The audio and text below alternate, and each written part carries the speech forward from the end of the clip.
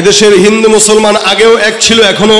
দেশ রক্ষার জন্য হিন্দু মুসলমান সবার যদি একসঙ্গে এক হাতে হাত মিলাতে হয়, সেটা করতে আমরা রাজি আছি। কি বলেন, ঠিক না? মনে রাখবেন, গুনাহ করছেন অনেক, কোটি কোটি কোটি কোটি গুনাহ, প্রত্যেকটা গুনাহ। এই যে আমার আগে হযরত বলে গেছেন, তওবা করলে অনেক সময় বান্দাকে জাহান্নামে যেতে হয়। মনে রাখবেন, এই যে বান্দা জাহান্নামে ঢুকবে একটা ভয় থাকে, একটা ভয় থাকবে না কেউ যদি শাহাদাতের মরণ অর্জন করে। কারণ শহীদ মরতে দেরি, জান্নাতে যেতে দেরি। এজন্য আমরা আলহামদুলিল্লাহ, এরা যদি আমাদেরকে জানের ভয় দেখায়, আমরা বলবো ভাই তোরা আয়, আমাদেরকে শাহাদাতের রাস্তা একটু দেখায় দে। আমাদের ইমানের ধার কমে গেছে, তোমরা আসলে ইমানের ধারটা অন্তত বাড়বে। কি বলেন, ঠিক না? এই যে এখানে অনেক যুবকরা আছে, তাদের চুল ঠিক নাই, দাড়িও নাই, নামাজও পড়ে না, কিন্তু আপনি বলেন তো, আমার তো দিল বলে তার সামনে কেউ যদি আমার আল্লাহ, রসুল, ইসলামের বিরুদ্ধে এক বিন্দু কথা বলে, ওর জিহ্বা ভিতরে রাখতে দিবে না। কি বলেন?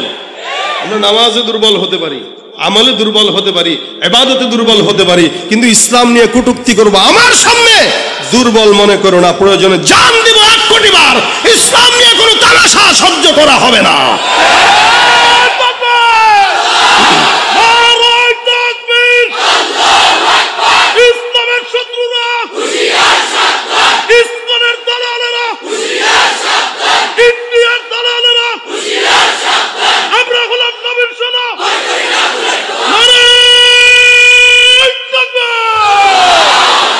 এটাই আমাদের পুঁজি। কি বলেন?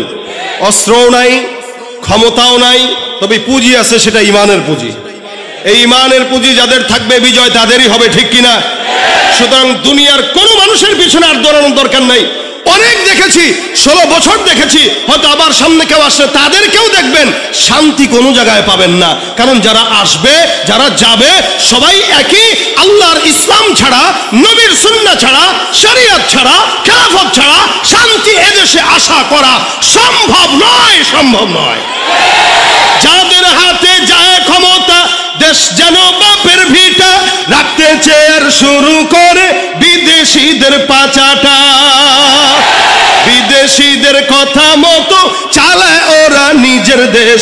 দেখতে দেখতে গোল্লায় গেল আমার সোনার মুখস্থ সব। দেখতে দেখতে গোল্লায় গেল, দেখতে দেখতে গোল্লায় গেল, একে একে শেষ করেছি, সবার দেখা হইল শেষ। দেখতে দেখতে গোল্লায় গেল আমার, কেউ দিল না সবাই নিল, আমরা যে কলুর বলদ, সারা বছর নেয় না খবর, নির্বাচনে খুব দরদ। কেউ দিল না সবাই নিল, আমরা যে কলুর বলদ, সারা বছর নেয় না খবর, নির্বাচনে খুব দরদ। নির্বাচনের আগে নেতায় ধরে কত রকম বেশ, নির্বাচনের আগে নেতায় ধরে কত রকম বেশ। দেখতে দেখতে গোল্লায় গেল, দেখতে দেখতে গোল্লায় গেল, একে একে শেষ করেছি, সবার দেখা হইল শেষ।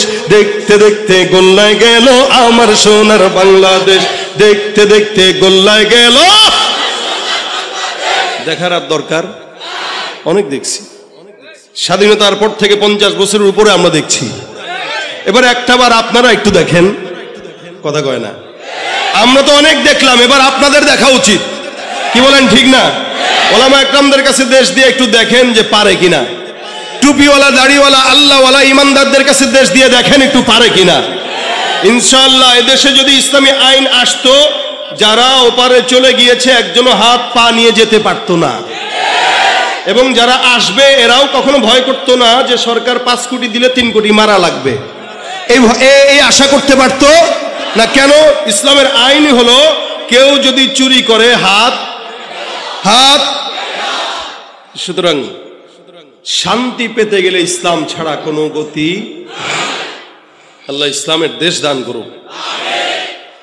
ভাইরা আমার, আমি যেটা বলছিলাম, এই দুনিয়াতে মানুষ তার নেতাকে যতটুকু ফলো করে, পীরকে যতটুকু ফলো করে, মা বাবাকে যতটুকু মানে, এতটুকুনের অর্ধেক যদি আমার আল্লাহকে মানতো, মানুষ জান্নাতি হয়ে যেত। মানে তো নাই, বরঞ্চ কথা বলে যে আমার গুনাহ নাই। অধিকাংশ মানুষ গুনাহ করার পরে তার ইহসাস হয় না, চিন্তাও করে না যে মাফ চাইতে হবে। যার চিন্তা নয় তার তাওবা নসিব হয় না, আর যার চিন্তা আছে একদিন না একদিন তাওবা নসিব হয়। অথচ হযরত ওমর ফারুক নিজে পেরেশানিতে পড়ে গেছেন যে আমার নামটা কি মুমিনের খাতায় নাকি মুনাফিকের খাতায়। ওমর রাদিয়াল্লাহু তাআলা আনহু ভাবতেন মাঝে মাঝে, যার কারণে হযরত হুযায়ফা ইবনুল ইয়ামানের কাছে আল্লাহ রাসূল সাল্লাল্লাহু আলাইহি ওয়াসাল্লাম কে মুনাফিক এই লিস্টটি হুযায়ফার কাছে ছিল, সমস্ত মুনাফিকের লিস্টটি ছিল হুযায়ফার কাছে। তো হযরত আমিরুল মুমিনিন একদিন হুযায়ফা ইবনুল ইয়ামানের কাছে জিজ্ঞাসা করলেন, এ হুযায়ফা, দেখো তো আমি ওমরের নামটাও তোমার লিস্টের খাতায় আছে কিনা, তোমার খাতায় যে লিস্টটি আছে এই জায়গায় আমি ওমরের নামটা আছে কিনা দেখো। ইসলামের দ্বিতীয় খলিফা, যার ব্যাপারে রাসূল সাল্লাল্লাহু আলাইহি ওয়াসাল্লাম বলেছেন আমার পরে যদি কোনো নবী আসতো সে হয়তো কে, এই ওমর বলতেছেন, দেখো আমার নামটা ওখানে আছে কিনা। হুযায়ফা ডাক দিয়া বলেন, আমিরুল মুমিনিন, আল্লাহর রাসূল সাল্লাল্লাহু আলাইহি সাল্লামের তরফ থেকে নিষেধ, কার নাম কোন জায়গায় বলা যাবে না। আমিরুল মুমিনিন কিচ্ছু বলেন না, সোজা সুজি বাসার মধ্যে চলে যায়। একদিন, 2 দিন, 3 দিন হয়ে গেল, চোখের মধ্যে ঘুম আসে না। আমিরুল মুমিনিন টেনশন করে আর বারবার চিন্তা করে, ওমরের নামটা যদি মুনাফিকের খাতায় থাকে জাহান্নাম ছাড়া কোনো উপায় নাই। গভীর রাতের মধ্যে হযরত আমিরুল মুমিনিন হুযায়ফার বাসার দরজায় যায় ডাক দিয়া বলে, হুযায়ফা, আমি ওমর তোমার কাছে একটা প্রশ্নের জবাব জানার জন্য আসলাম, বলো দেখি প্রশ্নের জবাবটা আমার কাছে দিবা। আমিরুল মুমিনিনকে দেখে হুযায়ফা ডাক দিয়া বলেন, হ্যাঁ আমিরুল মুমিনিন, আপনার মতো একজন সাহাবী আমার দরজায় চলে আসলেন, দরকারও ছিল না, আপনি একবারের জন্য খবর যদি দিতেন আমি আপনার দরবারে চলে যেতাম, কিন্তু গভীর রাতে আসলেন, বলেন তো দেখি আপনার আমার কাছে কোন প্রশ্ন আছে, আমি আপনাকে জবাব দিব। আমিরুল মুমিনিন ডাক দিয়া বলে, হুযায়ফা বলো, আমি ওমর যদি জমিন থেকে বিদায় হই তুমি আমার লাশের জানাজার নামাজটা পড়বা কিনা। আমিরুল মুমিনিনের মতো একজন এত শানওয়ালা সাহাবী বলতেছেন, হুযায়ফা আমার ইন্তেকালের পরে আমার লাশের জানাজার নামাজটা তুমি পড়বা কিনা, কথা দাও। হুযায়ফা ডাক দিয়া বলতেছেন, কি বলতেছেন আপনি, যার ব্যাপারে আমার পয়গম্বর এত ফজিলত বর্ণনা করলেন, আপনার মতো একজন সাহাবীর লাশের জানাজা আমি হুযায়ফা পড়ব না, এটা হতে পারে না।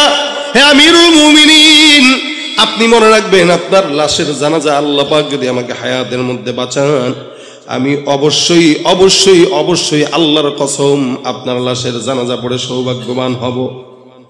আমিরুল মুমিনিন এবার আল্লাহর কাছে ডাক দেয়া বলে, আল্লাহ আলহামদুলিল্লাহ, আপনার জন্য শুকরিয়া, কৃতজ্ঞতা আপনার প্রতি রব, আমার প্রশ্নের জবাব হয়ে গেছে। হুযায়ফা ডাক দেয়া বলে, হুজুর বুঝলাম না, প্রশ্ন করার আগে আপনার হালত ছিল একরকম, এখন আরেক রকম, কি কারণে আপনি গভীর রাতে আমার কাছে প্রশ্ন করার জন্য আসলেন? ওমর ডাক দেয়া বলে, হে হুযায়ফা, আমি জানি পয়গম্বরের তোমার কাছে লিস্টি দিয়েছেন কে কে মুনাফিক, কে কে ঈমানদার। তুমি সেদিন আমার কাছে আমার নামটা মুনাফিকের খাতায় আছে কিনা এটা বলো নাই, আজকে আমি তোমার কাছে জিজ্ঞাসা করতে আসলাম আমার নামটা কি মুমিনের খাতায় নাকি মুনাফিকের খাতায়। আমি জানি তুমি হুযায়ফা সব যেগুলো মুনাফিক আছে একটারও লাশের জানাজা তুমি আদায় করো না, আমি জানি তুমি মুনাফিকের নামাজ পড়ো না, জানাজার নামাজ আদায় করো না, আমি ওমরের লাশের জানাজার নামাজ যেহেতু তুমি পড়বা আমার কাছে স্পষ্ট হয়ে গেল, তার মানে আমি ওমরের নামটা মুনাফিকের খাতায় নাই, মুমিনের খাতায়। আমিরুল মুমিনিনের মতো লোক পেরেশানি করে আমি মুমিন নাকি মুনাফিক, টেনশন। এ ভাইরা, আর আমরা বলি আমাদের গুনাহ নাই, অত আল্লাহ পাক রব্বুল আলামিন নবীদেরকে মাসুম বানাইলেন, নবীরা নিষ্পাপ, সাহাবীরা নিষ্পাপ, নবীদেরকে আল্লাহ পাক রব্বুল আলামিন মাসুম বানাই দেন। সাহাবা আজমাইনদের যদিও কিছু ভুল হয়ে গেছে আল্লাহ ওগুলো মাফ করে দিয়েছেন, যার কারণে আমার আল্লাহ বলেন রাদিয়াল্লাহু আনহুম ওয়া রাদু আন, তারাও খুশি আমরাও খুশি। তার মানে যাদেরকে আল্লাহ পাক রব্বুল আলামিন সন্তুষ্টির কথা বলে দিয়েছেন প্রত্যেকটা সাহাবীকে দুনিয়ার জমিনে থাকতেই জান্নাতের সনদ দিয়েছেন, সুবহানাল্লাহ। তার মানে নবীরা কি বলেন বলেন, সাহাবা একরাম কি, রাসূল সাল্লাল্লাহু আলাইহি ওয়াসাল্লাম বলেন যারা তাবেঈ আমার সাহাবীকে যারা দেখেছে আল্লাহ পাক রব্বুল আলামিন তাদেরকেও ক্ষমা করে দিবেন। এই 3 জামানার মানুষগুলো আল্লাহ পাক রব্বুল আলামিনের দয়া মাফ পেয়ে যাবেন। কিন্তু ওখান থেকে নিয়ে এখনো পর্যন্ত যত মানুষ জমিনে আসবে আর যাবে, ওই মানুষগুলাই আল্লাহর তত নিকটে যারা অতীতে গত হয়ে গেছে। এই কারণে আমার আল্লাহ পাক ডাক দেয়া বলেন, ওয়াস-সাবিকুন আস-সাবিকুন উলাইকাল মুকাররাবুন ফি জান্নাতিন নাঈম সুল্লাতুম মিনাল আউয়ালিন ওয়া কালিলুম মিনাল আখিরিন। অতীতে যতগুলো মানুষ চলে গেছে সবগুলো মানুষ, যদিও আমরা 2024 সালে এই বাংলাদেশের মধ্যে বসবাস করছি, কিন্তু মনে রাখবেন আমাদের এই দেশের কিছু কিছু মানুষ আমাদের আকাবির বুজুর্গানে দিনদেরকে গালি দিয়া বলে তারা নাকি ইসলাম বোঝে নাই। মনে রাখবেন তার কথা অনুযায়ী আমাদের আকাবির বুজুর্গানে দিনরা যদি ইসলাম নাও বুঝে আপনার কথা মতো, তারা আল্লাহর জান্নাত বুঝে জান্নাতে চলে গেছে, আর আমরা বেশি বুঝার কারণে জাহান্নামী হয়ে তারপরে মারা যাই, ঠিক কিনা? এই জন্য আল্লাহ বলেন, যাতা জামানা যত পিছনে মানুষ তত আল্লাহর জান্নাতের নিকটে। জামানা যত পিছনে, আজকে থেকে 100 বছর আগে যেই বান্দাটা জন্মগ্রহণ করলো, ওই বান্দাটা আমার থেকে 100 বছরে হলো রসুলের নিকটে, তার মানে জান্নাতের নিকটে। যেই ব্যক্তিটা আজ থেকে 500 বছর আগে জমিনে আসছে, ওই বান্দাটা আমার পয়গম্বরের 500 বছরের নিকটে, আমার থেকে 500 বছর আগায়া। অর্থাৎ আজকের সন্তানটাও আগামীকালের সন্তান থেকে একদিন হলেও রসুলের নিকটে। আবার 10 বছর পরের সন্তানটা আজকের সন্তান থেকে, নবীর থেকে 10 বছর পিছায়া। এই কারণে জামানা যত পিছনে মানুষ তত জান্নাতের নিকটে, জামানা যত সামনে মানুষ তত জাহান্নামের নিকটে।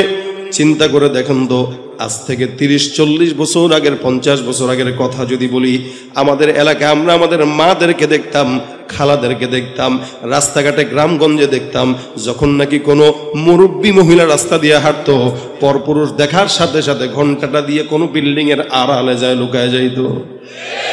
কি এখনো আছে এটা? একদম নাই বললেই চলে। দুই একটা দেখা যায় যারা করে, ওরাও দেখবেন বয়স তার 80 অথবা 70। এক সময় দেখতাম যখন নাকি মানুষ আসতো সামনে, আমাদের মা বোনেরা গাছের আড়ালে লুকাইতো, মসজিদে লুকাইতো, পুকুর পাড়ে লুকাইতো, কোনোভাবে যেন কোনো পরপুরুষ না দেখে। এমনকি নিজের জামা পর্যন্ত উঠানের মধ্যে নাড়তে দিত না, যাতে কোনো পরপুরুষ আমাদেরকে না দেখে। হে মুসলমান নবীর উম্মত, আজকেল থেকে 10 বছর, 20 বছর, 30 বছর আগে আমার দেশে এমন পর্দা ছিল, কিন্তু বর্তমান জামানায় নারীদেরকে আপনারা যদি দেখেন, রাস্তাঘাটে নারীরা হাঁটে, পরপুরুষ দেখলে ওড়না ঢালবে তো দূরের কথা, বুকে যেটা থাকে সেটাও একবার সরায়া দেখায়া দেয়। আর সব জায়গায় তো নারী আছেই, আলহামদুলিল্লাহ, মাশাআল্লাহ, ভালো নারী তো আছে, তাই না? ভালো আছে, তবে খারাপের সংখ্যাই বেশি। মার্কেটে যাবেন নারী, বাজারে যাবেন নারী, সংসদেও ছিল নারী, সংসারেও নারী, সব জায়গায় নারী। আমরা ঘর জামাই হয়ে বসে আছি শ্বশুর বাড়ি, কথা ঠিক কিনা জোরে কন? আর এই নারীদেরকে, অবলা জাতিদেরকে সমান অধিকারের নামে একদল রাস্তায় নামায় দিয়েছে। এখন নারীরা আমরা নারী, আমরা সব পারি। প্লেনও চালায়, অটোও চালায়, হুন্ডাও চালায়। এক সময় দেখতাম পুরুষরা হুন্ডা চালাইতো, নারীরা পিছনে বসা থাকতো। এখন নারীরা চালায়, পিছনে পুরুষ বসা থাকে। কথা ঠিক কিনা? এখন আর পুরুষরা বিয়ে করে না, পুরুষরা বিয়ে বসে, নারীরা বিয়ে করে। কি ঠিক নেই? হুজুর, আমি আমার জামাইরে তালাক দিছি, তালাক হয় নাই, বুঝছেন? আরে ভাই, আপনারা শুনছেন এই সমস্ত ফতোয়া ইফতা বিভাগগুলোতে আসে, নারী স্বামীরা তালাক দেয়, তার মানে নারী স্বামীরে বিয়ে করছে। যেই পুরুষে আগে বিয়ে করতো, এখন পুরুষ বিয়ে বসে, নারী বিয়ে। নারী স্বাধীনতার নামে এলো কলঙ্কের জোয়ার, নারী স্বাধীনতার নামে এলো কলঙ্কের জোয়ার, একি নারীর অধিকার কখন জানি শেষ হবে এই অশ্লীলতার। ওয়ার্ড কমিশনার থেকে ইউনিয়ন পরিষদে, ক্রমান্বয়ে দেখো রে ভাই একেবারে সংসদে, নারী থাকবে সুখের ঘরে, এত কষ্টের কি দরকার, একি নারীর অধিকার কখন জানি শেষ হবে এই অশ্লীলতার। ঠিক না? স্বাধীনতা আসলে ইসলাম নারীদেরকে সমান দিছে না বেশি দিছে? কি বলেন? বেশি দিছে না? এখন স্বাধীনতা চায় কারা, এটা বুঝতে হবে। শিয়াল দেখবেন একটু চায় মুরগি একটু স্বাধীনভাবে ঘুরুক, বুঝেন নাই না? কথা বুঝেন না আপনারা? শিয়াল কি চায়? মুরগি স্বাধীনভাবে করুক। বিড়াল চায় ইলিশ মাছটা খোলাই থাকুক, ফ্রিজে না ঢুকুক। কি ঠিক না? ফ্রিজে ঢুকলে খাইতে পারবে না। শিয়ালও বুঝে যে মুরগি ঘরে থাকলে আর খাওয়া যাবে। ঠিক আমার বাংলাদেশে লুচ্চা বদমাশগুলো চায় নারীরা স্বাধীন থাকুক। ঠিক কিনা জোরে কয়? কারণ নারী যত স্বাধীন এরা তত স্বাধীন, নারী যত স্বাধীন তারাও তত। আসলে ইসলাম নারীকে স্বাধীন সমান নয়, বেশি দিয়েছে। এটা না বুঝার কারণে আমাদের নারীরা বিপদে পড়তেছে। ভাইরা আমার খুব বুঝবেন, একসময় আমাদের নারীদেরকে দেখতাম এরকম, এখনকার হালত ভিন্ন। আমি আমার নিজের ছোটবেলার কথা যদি বলি, একসময় গ্রামগঞ্জে আমরা দেখতাম আমাদের মারা, আমাদের খালারা, আমাদের বাবারা, আমাদের দাদারা সকালবেলা ঘুম থেকে জেগে সূরা ইয়াসিন তেলাওয়াত না করে কোনোদিন ঘরের কাজে হাত দিত না। বিকালবেলা সূরা ওয়াকিআ, রাত্রিবেলা সূরা মুলক তেলাওয়াত করত। প্রত্যেকদিন কমস কম ৩-৪ বার তেলাওয়াত করত। ঘুম পাড়ানোর সময় লা ইলাহা ইল্লাল্লাহ জিকির করে করে আমাদের মার আমাদেরকে ঘুম পাড়াইতো। আমার এখনো মনে আছে, সকালবেলা যখন ঘুম থেকে জাগতাম ছোটবেলায়, আমার ঘুম থেকে জাগতাম আমি আমার বাবার কণ্ঠের তেলাওয়াতের আওয়াজে। আমার বাবা আলেম না, যেমন মোহতামির সাহেবের বাবা অনেক বড় আলেম, যার কারণে উনিও আলেম। আমার বাবা সাধারণ মানুষ, সারা জিন্দগি প্রায় 40 বছর সচিবালয়ে চাকরি করছেন। তবলিগের মেহনতের কারণে আমাকে আলেম বানাইছেন। কিন্তু আলহামদুলিল্লাহ, আমি মাঝে মাঝে বলি আমার চাইতে আমার বাবার আমল 100 গুণ বেশি। আমি ছোটবেলায় আমার বাবাকে দেখছি, এখনো পর্যন্ত দেখি, 76 বছর হয়ে গেছে। 5 ওয়াক্ত নামাজ আজানের 10 মিনিট আগে মসজিদে যায়। আমার বাবা এমন একজন বান্দা, যে বান্দাটা মসজিদে সবার আগে ঢুকে, বের হয় সবার শেষে। এটা আপনার বাবার সঙ্গে আপনি মিলায় দেখেন, তার সাথে আপনার আমলের মিলবে না। সে উপরে, আপনি নিচে। কারণ সে যে আমার রাসূলের জামানার নিকটে। এক সময় আমাদের ঘুম ভাঙতো, আমার ঘুম ভাঙতো আমার বাবার কোরআন তেলাওয়াতের আওয়াজে, আমার ঘুম ভাঙতো আমার মায়ের জিকিরের আওয়াজে। আর বর্তমান সন্তানদের ঘুম ভাঙে মা বাবার মোবাইল, ফেসবুক আর ইউটিউবের আওয়াজে। বাস, এত জোরে আওয়াজ দিলেন, তার মানে এটাই বাস্তব। ঠিক না? সব জায়গায় হালত এক। মাও ঘুমের আগে মোবাইল দেখে, বাবাও ঘুমের আগে মোবাইল দেখে। সন্তান তাকায় দেখে কিরে, মাও মোবাইলের দিকে, বাবাও মোবাইলের দিকে। ঘুম থেকে তাকায় দেখে মাও মোবাইল চালায়, বাবাও মোবাইল চালায়। এই কারণে 5 বছরের সন্তানটাও মোবাইলের আবদার করে বসে। ঠিক কিনা? এটা হলো জামানার পরিবর্তনের হাল। এই কারণে গুনার আসবাবে মাসিয়াটাও বেশি। এমন বেশি বেশি আসবাব, গুনাহের আসবাব। আল্লাহ পাক রব্বুল আলামিন বলে, এই জামানার মধ্যে এত গুনাহ যখন হয়ে যাবে, তখন বান্দাদেরকে আমি আল্লাহ পাক রব্বুল আলামিন একদম নিরাশ না করে বান্দাকে আমি আল্লাহ বললাম, এ বান্দা, ফাকুল তুস্তাগফিরু রাব্বাকুম ইন্নাহু কানা গফফারা। বান্দা ইস্তেগফার করো, নিশ্চয়ই আল্লাহ তিনি ক্ষমাশীল। আপনার আমার মায়ের চাইতে, বাবার চাইতে আমার প্রতি আল্লাহর ভালোবাসা বেশি না কম? এরা বেশি বলেই তো আল্লাহ পাক আমাদেরকে এখানে বসায় রাখছেন। কি বলেন? কথা বুঝে না এরা? ও ভাই, এই যে আমরা বসলাম, আল্লাহ আমাদেরকে মহব্বত না করলে আসতে পারতাম? হ্যাঁ? আতা ইবনে আবি রাবাহ রাহমাতুল্লাহ আলাইহি, আপনাদের সত্য একটা কথা মনে আসছে তাই বলতেছি। আতা ইবনে আবি রাবাহ বিখ্যাত একজন তাবেঈ ছিলেন। উনি একবার রাত্রিবেলা তাহাজ্জুদের সময় উঠে দেখেন উনার দাসী তাহাজ্জুদের নামাজে বসা, বসে বসে দোয়া করতেছে, আল্লাহ তুমি যে আমারে ভালোবাসো, এই বিনিময়ে আমাকে ওই জিনিসটা দাও। আল্লাহকে মুনাজাতে বলতেছে, আল্লাহ তুমি যে আমাকে ভালোবাসো, এই বিনিময়ে ওইটা দাও। এটা হলো মেয়েদের স্বভাব। দেখবেন মেয়েরা স্বামীর এই কোটের বুতাম লাগায় দিবে, পাঞ্জাবের বুতাম লাগায় দিবে, আর বলবো জান, বলে কি তুমি আমার ভালোবাসো না? বাসি তো, বাসলে আমি একটা জিনিস চামু দিবেন। চাওয়ার লেগে ভালোবাসার সঙ্গে কি মিল আছে? না বলেন না, ভালোবাসেন তো, বাসেন তো, বাসেন তো, কন না কন না। পোলাপান মানুষ এগুলো বুঝবে না, কারণ এগুলো অধিকাংশের বউ নাই। কি তোমরা চাও বউ হোক নাকি? বয়স হোক। কারা কারা বিয়ে করে নাই? হাতটা তুলো দেখি। বিয়ে করে নাই কারা কারা? কারা কারা করে নাই? হ্যাঁ, এই কয়জনই? আওয়াজ হোক, নারায়ে তাকবীর। এই আওয়াজে বউ জুটবে না। লিল্লাহে তাকবীর। হ্যাঁ, এবার জুটার ইচ্ছা আছে, আশা আছে। আল্লাহ জুটায় দেখ, বয়স হইলে, এখন না। সবই বুঝে। তাই একটা বিবিদের আদত হইল স্বামীদেরকে এভাবে বাইস্ট করে, এই আপনি আমার মহব্বত করলে ওইটা দেন, ওইটা দিয়েন, ওইটা দিয়েন। আতা ইবনে আবি রবাহের দাসী বলতেছে, আল্লাহ তুমি আমার মহব্বত করো, মহব্বতের বিনিময়ে ওইটা দাও। আতা ইবনে আবি রবাহ ডাক দেয়া বলতেছেন, কি বলতেছে উল্টা পাল্টা, বরঞ্চ এই কথা বলো যে আল্লাহ আমি তোমার মহব্বত করি, এই বিনিময়ে ওইটা দাও। দাসী বলতেছে, হুজুর না না না না, আমি আল্লাহরে কি মহব্বত করি, আমি আল্লাহরে ভালোবাসি না। মানে কি? আমার দিল এতটুকু, আমি কেমনে আল্লাহরে ভালোবাসবো? আর আল্লাহ পাকের দিলের সীমা নাই, তা আল্লাহর মহব্বতের সীমা নাই। সুবহানাল্লাহ কয় না? আমি এই জন্য বললাম, আল্লাহ তুমি আমার যে মহব্বত করে এই মহব্বতের উসিলা দাও। কেন বলছি জানেন? আতা ইবনে আবি রবাহ বলে, কেন বলছো বলো? যে চতুর্দিকে তাকায় দেখেন তো কত বাড়ি ঘর আছে। বলে দেখলাম প্রত্যেকটা বাড়ি ঘরের মানুষগুলো ঘুমন্ত। আল্লাহ পাক এতগুলো মানুষের মধ্যে আমাকে যে মহব্বত করেন এটার আলামত হইল আমাকে গভীর রাতে উঠায়া যায় নামাজে বসায়া তার কদমে সেজদা দেওয়াই দিয়েছেন। তা হাজার হাজার মানুষ আপনাদের তজুমুদ্দিনে আছে না?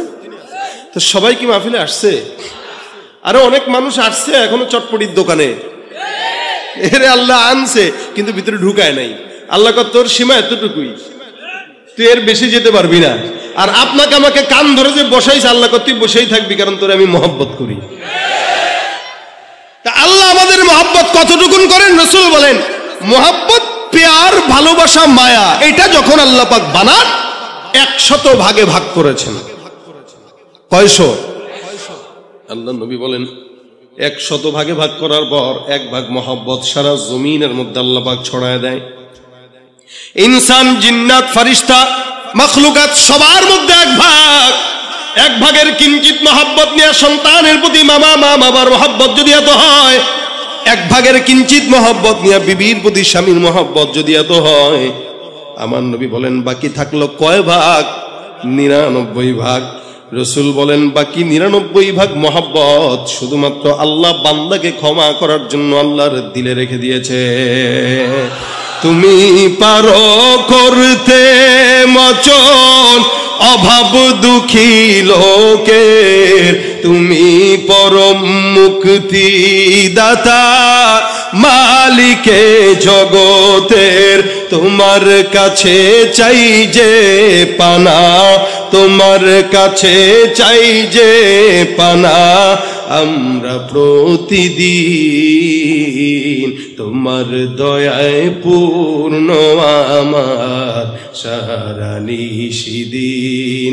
আল্লাহ তুমি দয়ার সাগর, আল্লাহ তুমি দয়ার সাগর, রহমানুর রহিম, তোমার দয়ায় পূর্ণ আমার সারা নিশিদিন। কার দয়া? এই জন্য আমার আল্লাহ পাক রব্বুল আলামিন বান্দাকে কতটুকু দয়া করেন দেখেন। কোন বান্দা যদি গুনাহ করে, ইচ্ছা যদি করে, আল্লাহ পাক রব্বুল আলামিনের কাছে তওবা করবে, আমার আল্লাহ পাক বান্দার তওবা কবুল করে নেয়।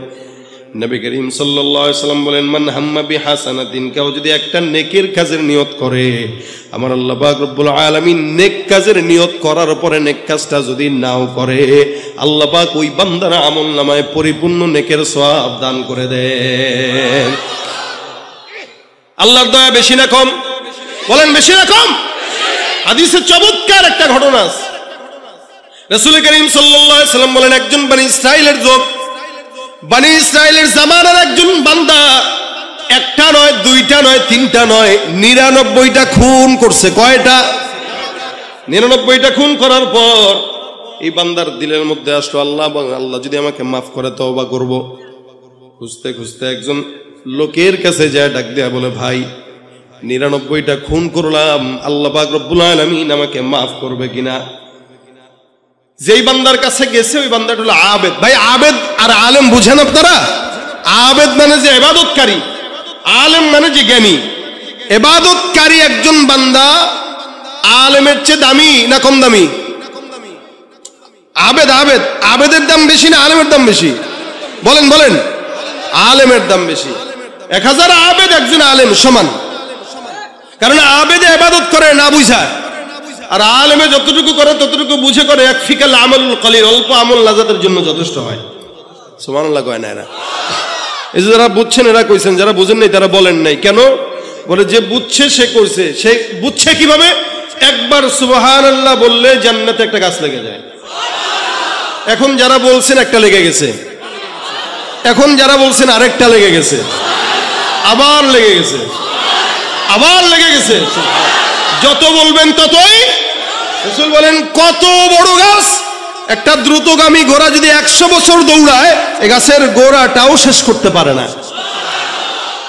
বুঝলে ঠিকই গলা ছাড়েন, না বুঝলে ছাড়েন না, এলো বিষয়। এ আবেদের কাছে গেছে, আবেদ যে বুঝে ইবাদত করে না, না বুঝে কি করে? ইবাদত করে। আমি জুমার নামাজ পড়াইতেছি এক মসজিদে, তো বয়ান যখন করতেছি হুট করে একজন লোক ঢুকছে ভিতরে, মানে পিছন থেকে মানুষের গা টপকায় টপকায় সামনের কাতারে আসছে। বুঝেন কথা? এবার হাতে তার একটা তসবিহ। কি তসবিহ? আমি করতেছি জুমার বয়ান, ওই লোকে করতেছে জিকির, সুবহানাল্লাহ সুবহানাল্লাহ সুবহানাল্লাহ সুবহানাল্লাহ সুবহানাল্লাহ। আমি বললাম যাক মাশাআল্লাহ, অনেক বড় জাকিরিন। উঠতে বসতে কলম নড়ে, এই কারণে এনে বয়ান শুনতে বসেও কি করতেছে? জিকির করতেছে। ভালো, আচ্ছা মাশাআল্লাহ। বয়ানের হালতে সে জিকির করছে, এটা মানা যায়। আমি যখন খুতবা দিতে দাঁড়াইলাম আল্লাহর বান্দায়, তখনও তাসবিহ নিয়ে জিকির করতেছে। আচ্ছা বলেন আপনারা, খুতবা শোনা সুন্নত না নফল না ওয়াজিব? জুমার খুতবা চলাকালীন সময় আল্লাহর ফেরেশতারাও আমলের খাতা বন্ধ করে খুতবা শুনতে বসে যায়, আর ওই বান্দা তখনও কি করে? জিকির করে। আমি চিন্তা করলাম কিরে, এ তো মুশকিল। আমি খুতবার মাঝখানে তার দিকে 2 বার তাকাইলাম, যে মনে করলাম সে হয়তো বুঝা তসবিহটা রেখে দিবে। ওরে সুবহানাল্লাহ, আমি তাকাই তার তসবিহ পড়া আরো বাড়ে। ফাদলুল আলিমি আলাল আবিদি কাফাদলি আলা আদনাকুম। এটা হলো আবেদ। আবেদের কাছে গেছে, কয় হুজুর 99টা খুন করছি, আল্লাহ কি ক্ষমা করবে? কয়টা? 99টা। বাপরে বাপ, আপনার তো সাহস কম না। আপনি মনে করছেন আল্লাহ এত সস্তা? 99টা খুন করলেন, আল্লাহ আপনারা মাফ করবে? ভাগেন না এখান থেকে, যান। ধমক টমক দিয়ে পাঠাই দিতেছে। এবারে তো এমনি সন্ত্রাসী। কি বলেন? 99টা খুন যে করছে ছোট সন্ত্রাসী? হ্যাঁ, কত বড় সন্ত্রাসী। পকেটে ছুরি ছিল, এ কয় আরে মোল্লা, যদি খুনের ক্ষমা নাই পাই তা তোরে রাখবো কেন, তুইও মর। চাকু নিয়ে ঢিকায় দিছে বেটার পেটে, যা। সেঞ্চুরি ছিল, এখন সেঞ্চুরি হয়ে গেছে। এবার গেছে একজন আলেমের কাছে, যে ডাক দিয়া বলে হুজুর 99টা খুন করছিলাম, একজনের কাছে গেছিলাম, সে বলে আল্লাহ নাকি ক্ষমা করবে না। মেজাজ গরম হয়ে গেছে, ওইটারও শেষ দিচ্ছি, ওইটাও শেষ, একদম 100টা পূর্ণ করে আপনার কাছে আসছি। এখন আপনি একটু বলেন আল্লাহ পাক রব্বুল আলামিন আমাকে ক্ষমা করবে কিনা? আলেম ডাক দিয়া বলে কয়টা করছেন? বলে 100টা। আলেম বলেন 100টা কেন, 1 কোটিটাও যদি করেন, আপনার গুনাহ যেখানে শেষ আমার মাওলার দয়া সেখানে শুরু। যান অমুক এলাকায় একজন আলেম আছে, কয়েকটা আলেম আছে, ওই আলেমদের কাছে যান, ওদের দরবারে যায় তাদের সঙ্গে থাকেন, তাদের কাছে আমল আখলাক করেন, আল্লাহর কাছে তওবা করেন, ইনশাআল্লাহ আমার আল্লাহ পাক আপনাকে ক্ষমা করে দিবেন। সুবহানাল্লাহ। খুন কয়টা? আপনারা করছেন কয়টা? একটাও না। অনেকে আছে করছে, হয়তো একটারে করছে আর কি, রাজনৈতিক নেতার কথা শুনতে যায় দিছে আর কি। হুজুর এটা কইলেও কি করলেও কি বলা যায়? কি বলেন? অন্যায় করলে বলা যায়? আমি যদি কই নামাজ পড়ছেন কে, হাতের লগে পাও তুলবে। আর যদি কই ভাই আজকে ঘুষ খাইছেন কে, না না এটা কওয়া যায় না, এটা তো গোপন জিনিস, গোপনে ইবাদত, এটা গোপনে খাওয়া লাগে। গুনাহের কথা কেউ স্বীকার করে না, বাকি নেক কাজ 1 টাকা দিল, ওই আমার নামটা কইলো না। সেদিন এক মাহফিলে গেছি, এক মসজিদে দান করছে 400 জন মানুষ, লিস্টিতে লেখা। এখন আমার কইতেছে হুজুর 400 জনের নাম পড়েন। আমি কি আমি চাকরি লইছি মি আপনাকে 400 নাম পড়ার? আপনারা ফাইজদামি পাইছেন? 400 নাম দিয়েছেন, এগুলো পড়া লাগবে কেন? দিয়েছেন আল্লাহর জন্য। পরে চুপ হয়ে গেছে। মানে দিছে 5 টাকা, এটাও ঘোষণা করা লাগবে, কিন্তু ঘুষ যে খায় এটা ঘোষণা কইরা খায় না। বড় ধরলে ভাই আমি ঘুষ খাই নাই, এটা তো হাদিয়া। কথা কয় না? সুদের টাকা খায়, কয় এটা ইন্টারেস্ট, এটা মুনাফা। আরে বিভিন্ন নামে নামে পাল্টিয়া গুনাহের কাজ করে, ঠিক কিনা জোরে কোন? ঘুষ আর সুদ যদি নাম পাল্টায় দিয়ে খাইলে জায়েজ হয়, পাতলা পায়খানা যেটা বেরোটা ডাইল মনে করে খাইন জায়েজ হয়ে যাবে। কথা বলেন ঠিক কিনা? সুতরাং গুনাহের কাজ যখন করবেন তখন চিন্তা করবেন যে এটা কি মানুষের সামনে বলতে পারবো কিনা, যদি না পারি বাস খালাস, দরকার নাই। এই বান্দারে এবার বলে দিল যাও অমুক জায়গায় যাও, 100 খুনের অধিকারী বান্দা রওনা। যেতে যেতে যেতে যেতে মাত্র অল্প খুন গেল। উদাহরণস্বরূপ বললাম রাস্তা 100 কিলোমিটার, 100 কিলো রাস্তার মধ্যে বান্দা মাত্র 23 কিলো অথবা 30 কিলো 40 কিলো গেল।